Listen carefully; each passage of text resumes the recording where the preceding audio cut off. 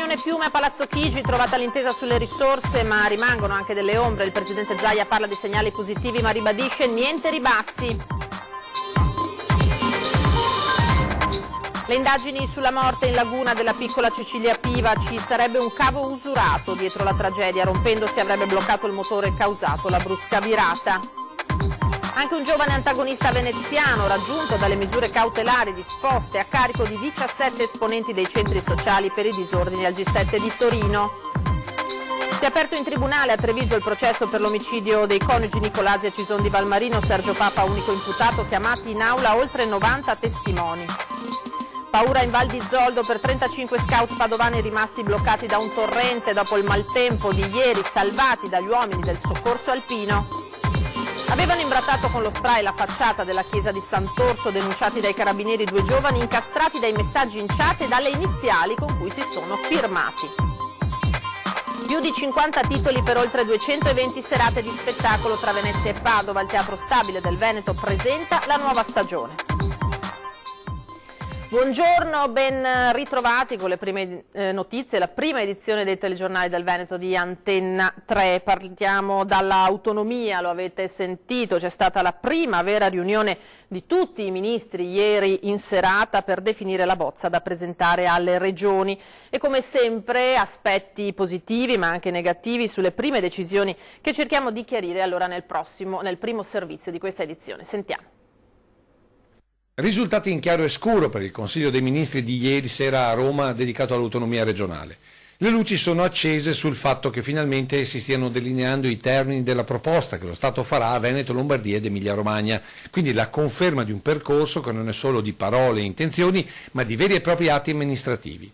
Le ombre invece sono, come prevedibile, su contenuti e soprattutto competenze economiche, tradotto sui parametri entro i quali le regioni potranno trattenersi il gettito fiscale e soprattutto per quali competenze. E qui iniziano i dolori. Intanto sulla scelta del parametro di spesa, ovvero partendo da quanto lo Stato spende per ogni singola regione per i servizi ai cittadini, per poi arrivare alla spesa standard, ovvero partendo da quanto costa in tutta Italia ogni singola fornitura. Come dire, regioni virtuose penalizzate all'inizio per poi, ma non si sa quando, essere comunque legate alle valutazioni romane. Poi le competenze. Il Veneto le chiede tutte 23, mentre per i 5 Stelle questo taglierebbe di fatto l'Italia in due, parificando la nostra regione al Trentino o al Friuli, che l'autonomia ce l'hanno sì, ma per diritto costituzionale. Quindi meno competenze e più legate al territorio. Insomma, come era facilmente prevedibile, il cammino per un Veneto autonomo è più che mai in salita, ma la marcia è ufficialmente iniziata. E come dichiarato oggi il Presidente Zaia in volo a Baku per l'assegnazione UNESCO delle colline del Prosecco, siamo ancora al riscaldamento, ma, e questo è l'importante, le squadre sono scese in campo e finché non finisce la partita non si torna più negli spogliatoi. Intanto è arrivato invece il via libera alla TAV sulla Brescia-Padova. Il ministro dei trasporti ha pubblicato online l'analisi costi-benefici. A Vicenza il sindaco Francesco Rucco esulta, ora acceleriamo. TAV, voce del verbo fare. Quando la politica è quella dei fatti e non delle parole, vuol dire che si respira aria buona. E oggi la notizia è positiva. Il Ministero dei Trasporti ha pubblicato online l'analisi costi-benefici per l'alta velocità Brescia-Verona-Padova. Costo totale 8 miliardi e 700 milioni di euro. Sul pezzo anche il Ministro delle Infrastrutture, Danilo Toninelli, che nel suo ultimo viaggio veneto aveva già detto che la TAV a nord-est non è mai stata messa in discussione. La TAV in Veneto non è mai stata bloccata, lo voglio proprio ribadire con la totale sincerità, non è mai stata bloccata semplicemente perché non è mai stato posto un veto su quell'opera. Nessun veto politico sulla TAV veneta, una grande opera che non si ferma ma va avanti. Il ministro però richiama alcune modifiche che nelle intenzioni dovrebbero migliorare i termini di sostenibilità ed efficienza. Nell'analisi costi-benefici pubblicata online infatti viene chiesto il rispetto di ben 300 osservazioni che fanno capo all'osservatorio ambientale. L'obiettivo è rendere la linea a 4 binari più flessibile e adatta per i pendolari. In effetti il raddoppio dei binari, che passeranno da 2 a 4, servirà a migliorare la linea dei treni merci e dei treni regionali, che non verranno più rallentati per dar la precedenza agli Eurostar. Quella è un'opera strategica che va fatta, appunto. Una grande notizia è quella di oggi, il via libera alla TAV sulla Brescia-Padova. Riteniamo che sia una vittoria importantissima per il nostro territorio, dove tutti, sindaci, parti politiche, parti sociali, categorie economiche hanno lavorato insieme per raggiungere questo momento storico per il nostro territorio che vedrà lo sviluppo di un'infrastruttura importante e determinante. Lavoreremo già nei prossimi giorni con RFI, con i tecnici, per lavorare sulle controdiluzioni e le osservazioni del progetto preliminare per l'attraversamento di Vicenza, e questo sia veramente un inizio di un percorso che deve essere assolutamente accelerato. Veniamo alle indagini sulla morte in laguna della piccola Cecilia Piva. Ci sarebbe un cavo usurato dietro la tragedia, ci aggiorna il collega Filippo Fois. Sì, buongiorno da Venezia. Oggi è il giorno in cui verrà effettuata l'autopsia che è stata disposta dalla Procura di Venezia sul corpo della dodicenne deceduta nell'incidente nautico avvenuto nei pressi di Sant'Erasmo. Per ricostruire con esattezza la dinamica dell'incidente, la Procura disporrà una consulenza dinamica proprio dopo aver ottenuto i risultati dell'autopsia. Nel frattempo le prime verifiche tecniche che sono state effettuate sul motoscafo dai Vigili del Fuoco e dalla Capitaneria di Porto hanno evidenziato come il meccanismo di collegamento del timone del motoscafo fosse fortemente usurato, tanto da rompersi bloccando il motore. In realtà però gli esperti non sono in grado di specificare se questa rottura sia avvenuta prima dello schianto e quindi il guasto sia stata la causa dell'incidente che è costato la vita alla dodicenne, oppure se sia stato l'urto a provocarne il cedimento. Risposte che potrebbero arrivare sulla base della perizia tecnica che vi abbiamo annunciato poc'anzi, che con una certa approssimazione soprattutto potrà stabilire la velocità con la quale procedeva il motoscafo al momento dell'incidente. Tra l'altro gli investigatori stanno anche ascoltando altri testimoni per cercare di ricostruire i fatti. Vi ricordiamo che era presente anche un lancione turistico al quale in un primo momento era stata addebitata un'onda anomala che avrebbe provocato l'incidente. Le indagini continuano e gli inquirenti stanno anche verificando la rotta di navigazione che è stata tenuta dal motoscafo. Con questo però da Venezia è tutto, vi restituiamo la linea.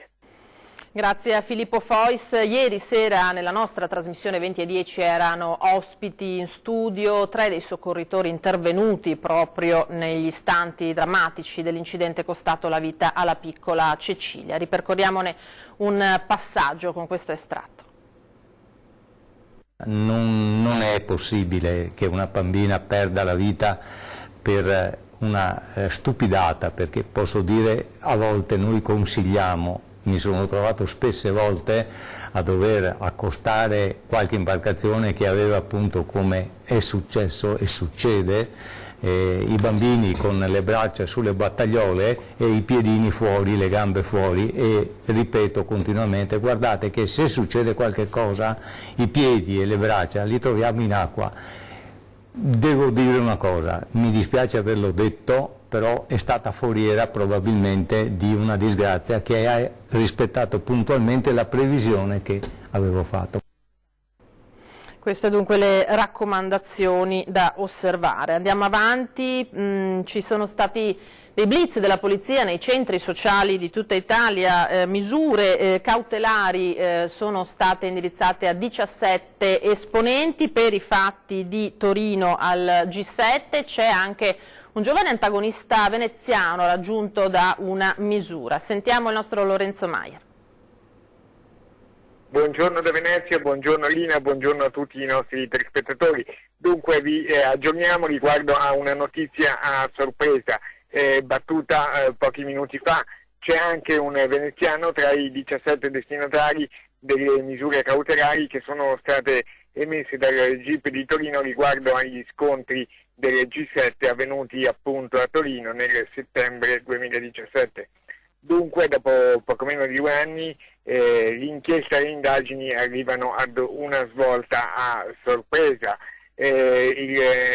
GIP di Torino, che ha coordinato l'inchiesta insieme a altre questure d'Italia, ha dato a Jacopo Povorato veneziano l'obbligo di firma, una misura cautelare restrittiva a cui sicuramente nelle prossime ore faranno seguito anche le reazioni dei centri sociali veneziani, visto che all'epoca dei fatti la vicenda aveva suscitato molto scalpore.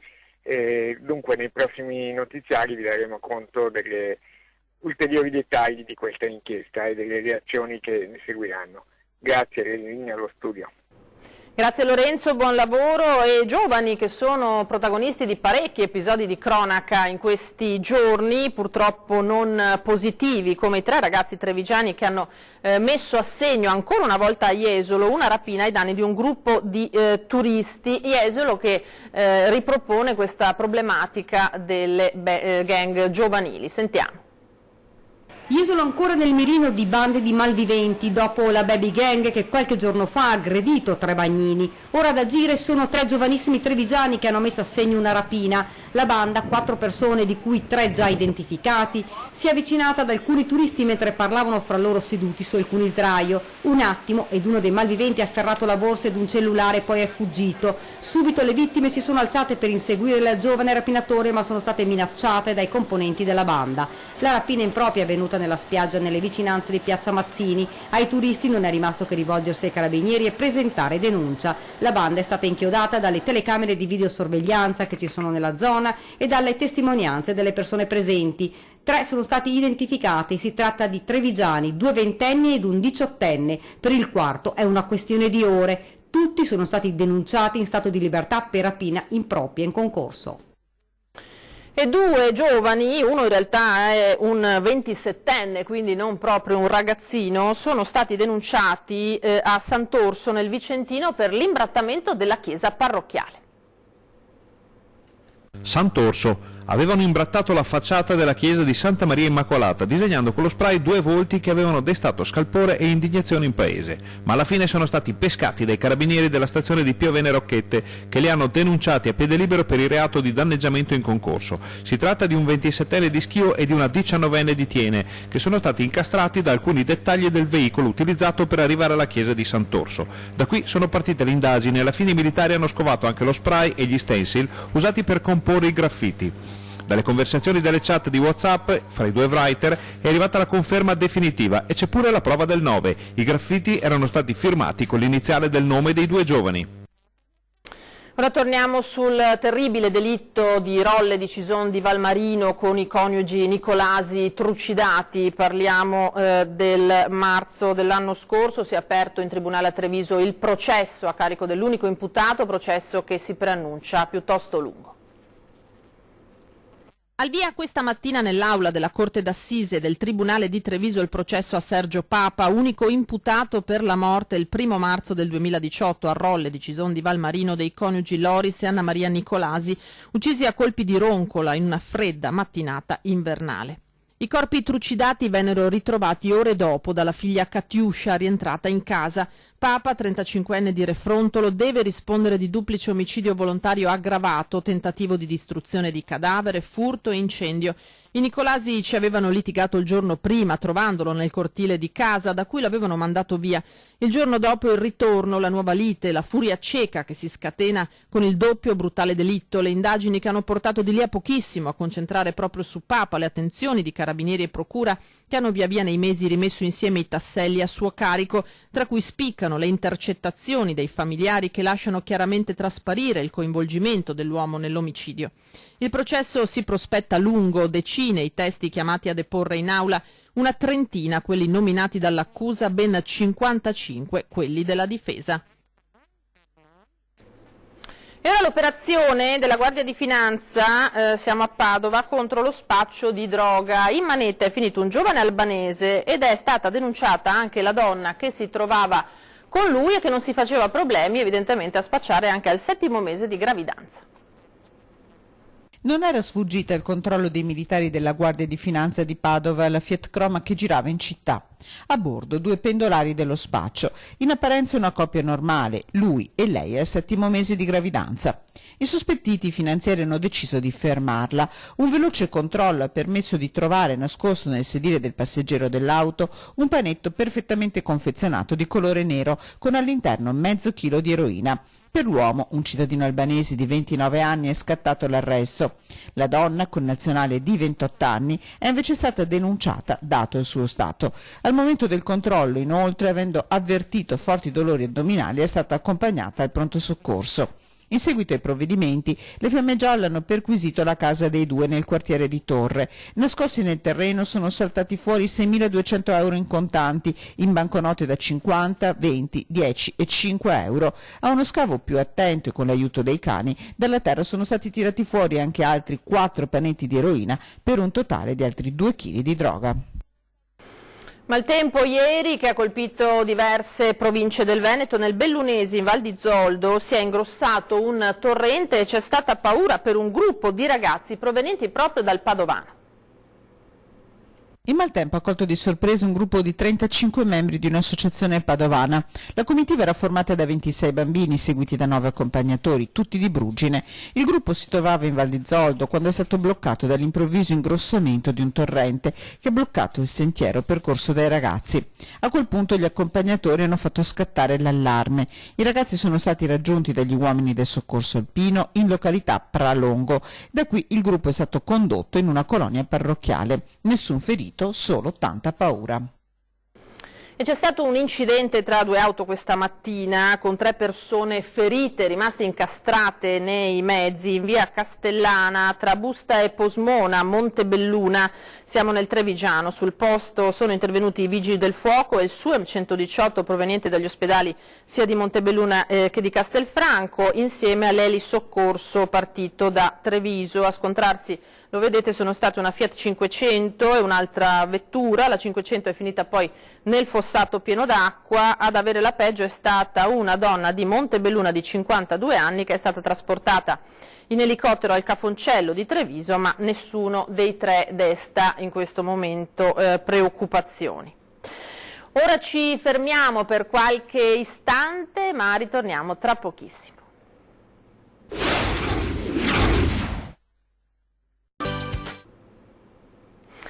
Di nuovo in diretta con l'informazione di Antenna 3, torniamo sul caso che ci avete segnalato proprio voi telespettatori, la condotta di guida di un autista della CTV sulla linea Padova-Venezia. Non è rimasto senza conseguenze il servizio che vi abbiamo proposto perché è pronta e arrivata la risposta dell'azienda.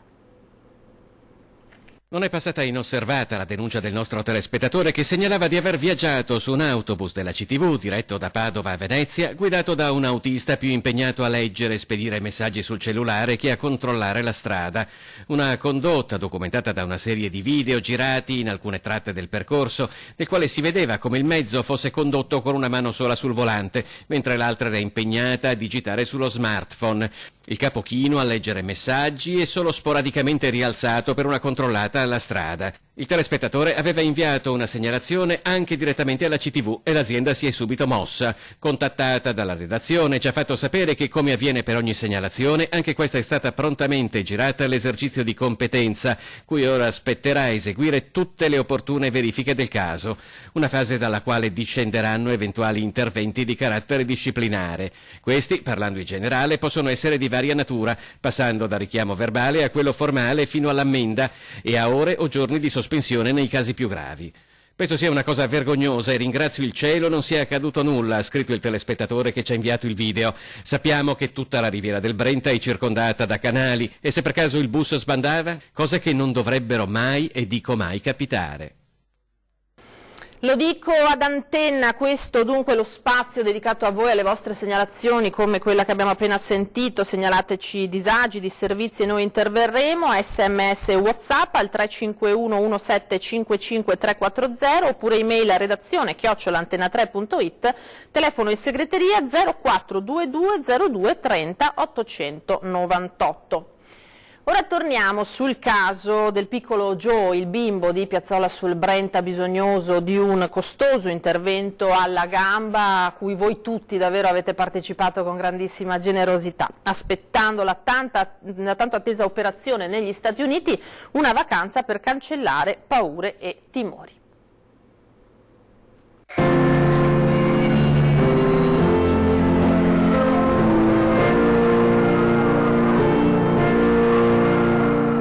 Non si ferma la solidarietà per sostenere il piccolo Joe in questa sua avventura verso una nuova vita, con una nuova gambina che gli permetterà di correre e giocare con e come i suoi amichetti, ma soprattutto con la sua inseparabile sorellina Miriam.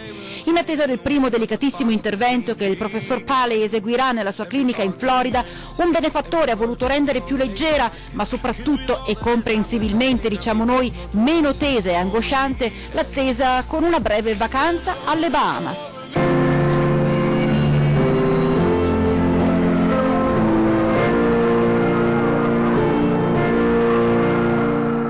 Un regalo che la coraggiosa mamma Erika ha voluto subito condividere con tutti voi telespettatori attraverso i social, ringraziando ancora una volta chi a ogni grado e livello sta dimostrando una generosità incredibile.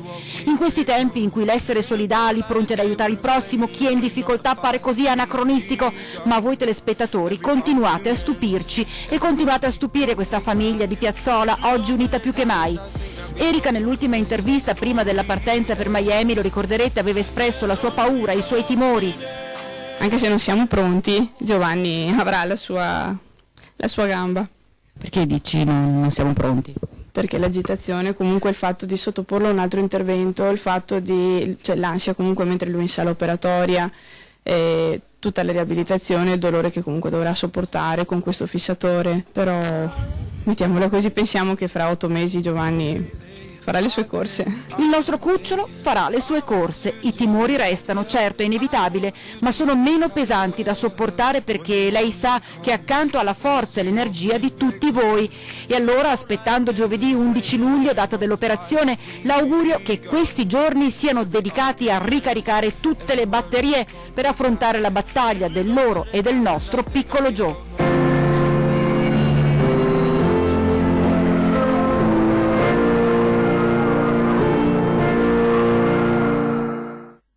E a proposito di interventi eccezionali, c'è stata una donna di 104 anni a Padova operata al femore, vediamolo dal web, il sito del Corriere del Veneto, operata al femore a 104 anni, poi la grande festa, anestesia spinale, l'operazione è durata 40 minuti e il governatore Zaia ha naturalmente lodato i medici che hanno rimesso in piedi questa anziana che forse non sperava più di poter camminare vista l'età, invece con la fissazione di un chiodo l'anestesia, ecco, è tornata a camminare. Siamo ora alla cultura con i più di 50 titoli, oltre 220 serate di spettacolo tra Venezia e Padova. Parliamo del Teatro Stabile del Veneto che ha presentato la nuova stagione.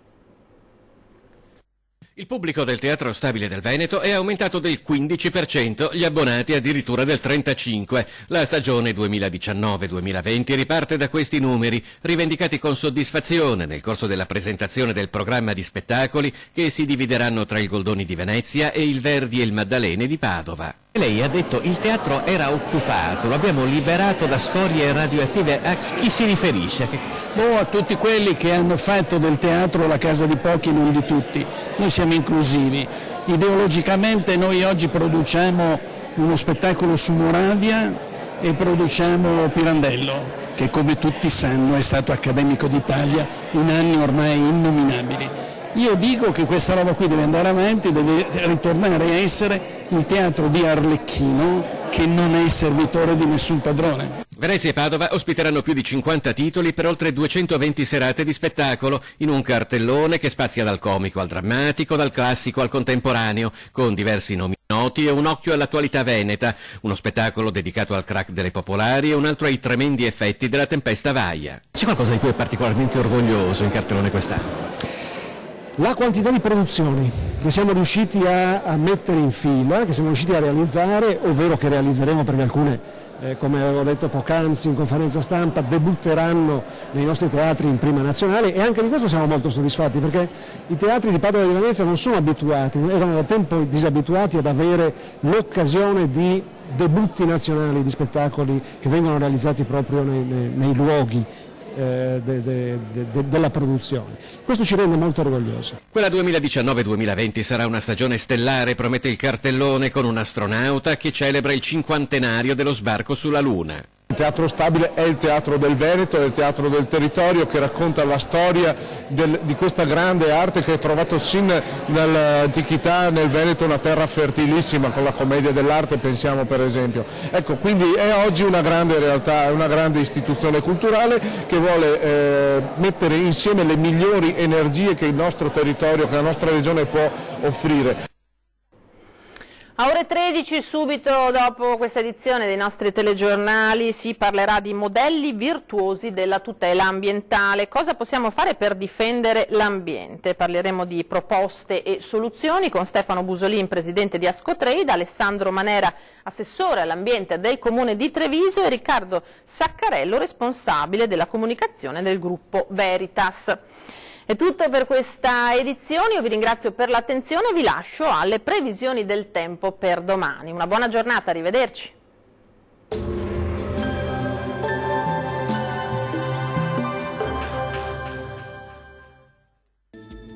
Benvenuti al Meteo. L'alta pressione cede lievemente, ecco che sulle nostre regioni potrebbero innescarsi dei temporali, localmente anche di forte intensità. Vediamo la situazione nel dettaglio. Sul Veneto avremo bel tempo ovunque nella prima parte della giornata. Col passare delle ore non si escludono degli acquazzoni sui settori alpini, in propagazione anche alle aree pianeggianti circostanti. Attenzione, perché i fenomeni potrebbero risultare anche intensi e localmente accompagnati dalla grandine. Temperature minime tra 18 e 24 gradi, valori massimi sempre piuttosto caldi, oscillanti tra i 29 e i 32 gradi. Situazione simile anche sul Friuli Venezia Giulia, con ampio soleggiamento dappertutto al mattino e con qualche rovescio invece sui monti e localmente fin verso le pianure a partire dal pomeriggio. Anche in questo caso possibili temporali intensi. Temperature minime tra 22 e 24 gradi, massime oscillanti tra 30 e 32 gradi. Uno sguardo infine al Trentino Alto Adige, dove avremo condizioni di tempo stabile e soleggiato al mattino, poi col passare delle ore saranno possibili dei fenomeni instabili, localmente anche violenti e con grandine.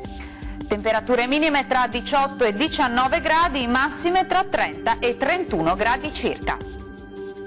Dal meteo di Antenna 3 per ora è tutto, vi do appuntamento al prossimo aggiornamento meteo. Arrivederci.